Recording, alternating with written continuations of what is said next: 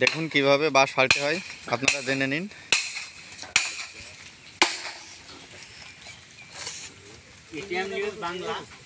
অনেক সুন্দর করে বাঁশ ফালছে। যারা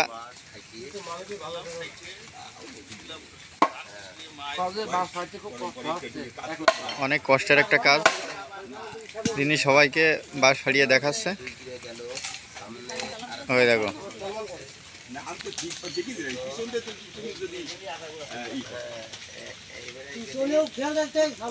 ওরে বাবা, বাহ, খুব সুন্দর করে ফাড়ছে। হ্যাঁ, এই দেখেন কিভাবে ফাড়ছে। আপনারা এইভাবে ঠিক ফাড়বেন, তাহলে হাতে মাতে লাগবে না। সাবধানের সাথে ফাড়বেন। এই দেখো, এই দেখো, এটা হলো বুদ্ধির একটি বিষয়, বুদ্ধির একটি বিষয়। বাহ বাহ, ঠিক আছেন তো? কি সুন্দর করে বাসটা ফাড়ছে।